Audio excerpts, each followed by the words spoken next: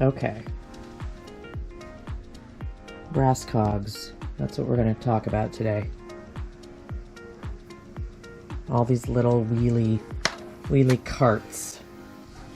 And don't be alarmed by the rest of my room. I'm still organizing and getting rid of things. But this is how it comes. It comes in this little box. Actually, just put my hand down here for perspective. It's kind of not little, and it's heavy. It's weighty. Weighs 18 pounds in the box. This one is black. They don't make the turquoise ones anymore. Unfortunate. I was just going to do a tour of my Raskogs, and I do have that, and I'll kind of throw that in here at the end. But I thought it might be fun to actually take one apart. I've got one that's not as functional as it should be, and I've just kind of left it this way out of laziness. As you can see, it's a mess. And we'll go through the components and we'll talk about how I put it together. Alright, so here's my messy cart. And we're going to give this a little makeover while we chat.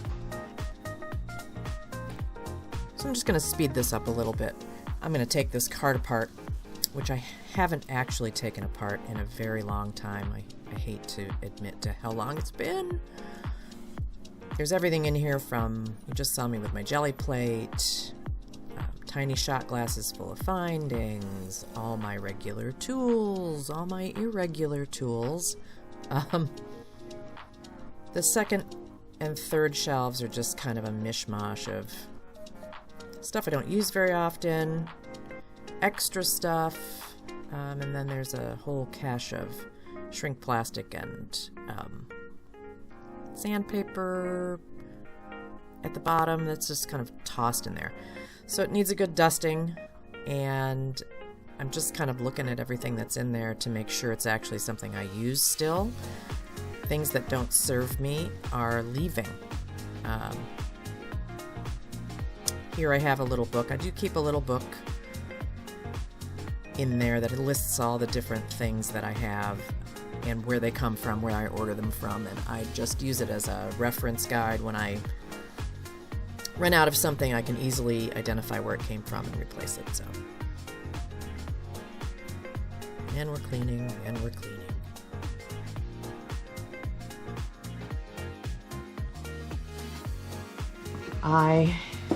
Part of what we could chat about while we do this today is I have not been creating much of anything artistic-wise.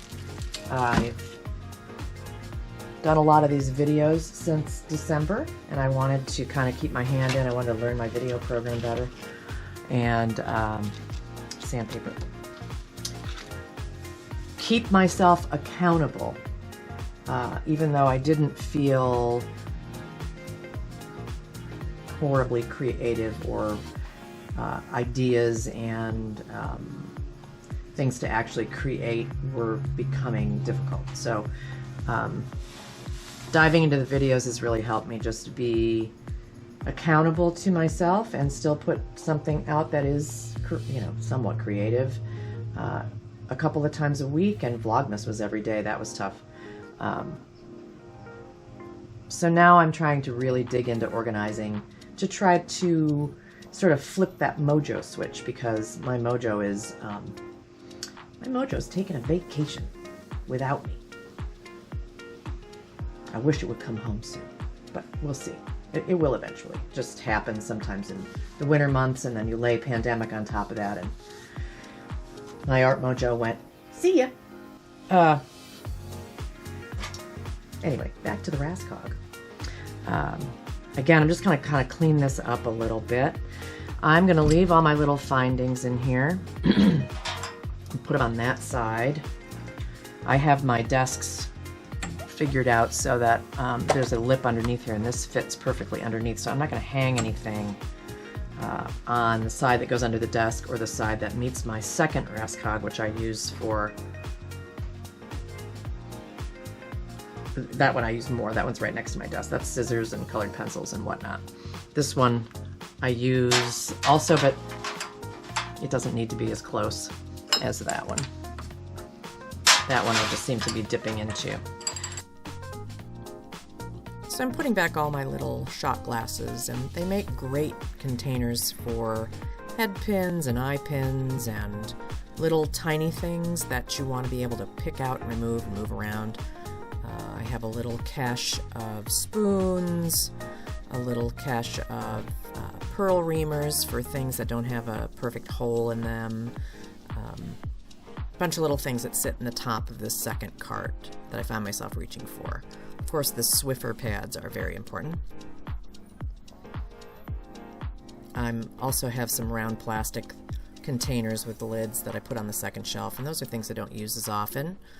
And I love these oddball plastic garbage cans that's full of erasers of all kinds. Of course, those are important.